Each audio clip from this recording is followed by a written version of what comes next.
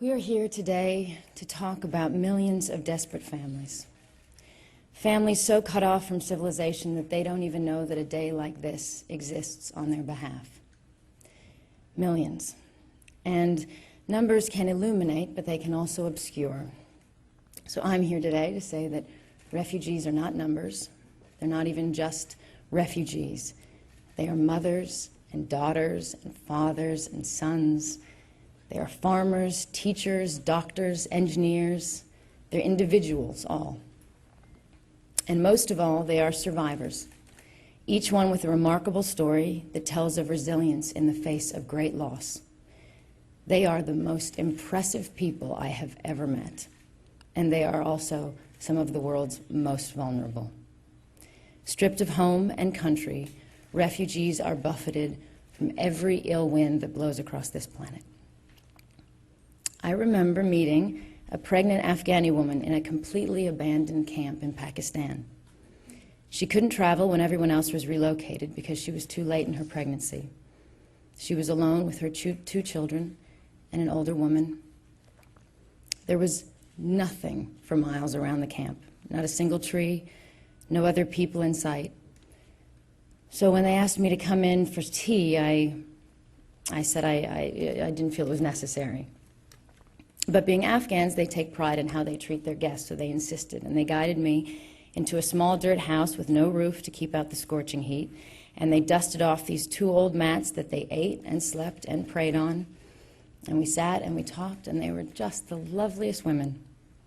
And then with a few twigs and a single tin cup of water, they made the last of their tea, and they insisted that we enjoy it.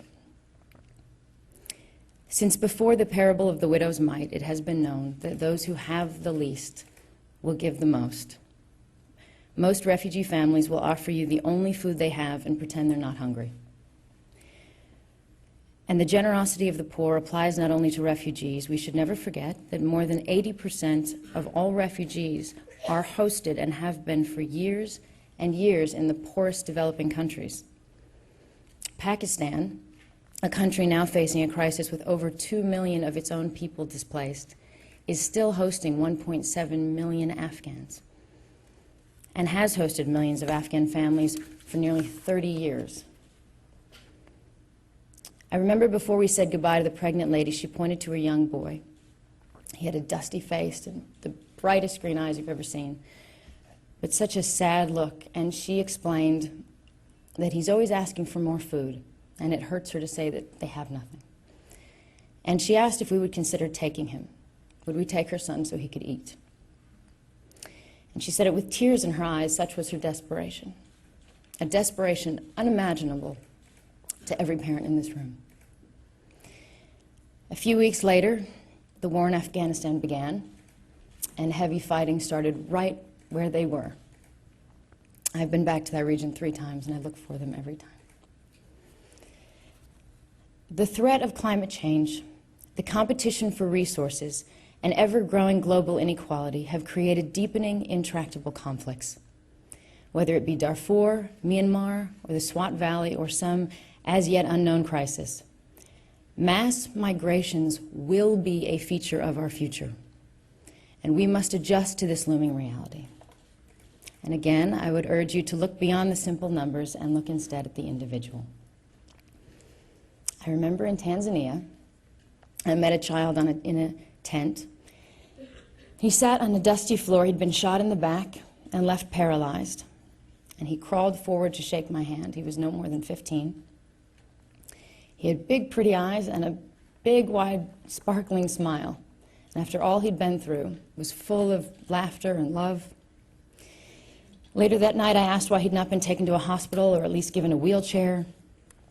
And I was told that the boy's entire family had been killed, so there was no one to look after him.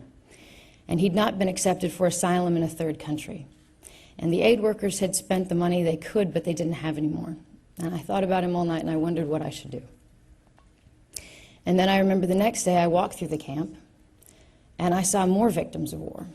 I saw small children full of hunger and fear, crying mothers, wounded fathers. I saw a sea of humanity, all desperate, all deserving. There were hundreds of thousands in that camp, and there are millions around the world. And at that time, I felt hopeless and overwhelmed by the realization of the magnitude of the problem. But then later on that trip, I met an 8-year-old girl who had seen her family killed in front of her. And she'd grabbed her baby brother, and she ran into the jungle and survived, terrified and alone, for 2 weeks. She managed to find bananas and feed herself and her brother. And when I met her, she didn't talk. She just rocked back and forth, and I kept trying to tell her how brave we thought she was, and she just stared out the window. And a year later, I came back to that same camp, and I saw her again. She was still very shy, but she was beginning to speak, and she was sweet and polite, but she still didn't care about chatting with me or visitors. She just wanted to know how her brother was. He was with the doctors, and she was just checking to make sure everything was going to be okay. She was his mother now. That little girl had a depth and a strength that I will never know. And on that trip, and many that followed, I came to know refugees as not only the most vulnerable people on earth, but as the most resilient. As an American, I know the strength that diversity has given my country, a country built by what would now some would dismiss as asylum seekers or economic migrants. And I believe we must persuade the world that refugees must not be simply viewed as a burden. They are survivors, and they can bring those qualities to the service of their communities and the countries that shelter them. If you see the individual, you see that education and knowledge refugees pass on to their children, because often it is all they have to pass on. It is why it is so important that we help to give them an education. If you see the individual, you see the contribution that can be made by refugees to their host countries, and how important they will be to their own land when eventually they return. In the last 9 years, I have made many visits to the field with UNHCR. I do it to raise awareness for the plight of refugees, but I also do it for me. The refugees I have met and spent time with have profoundly changed my life. The 8-year-old girl who saved her brother taught me what it is to be brave. The pregnant woman in Pakistan taught me what it is to be a mother. And the paralyzed boy who'd been shot in the back, with his big smile, showed me the strength of an unbreakable spirit.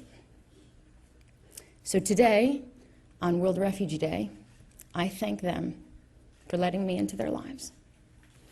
And I thank you for coming.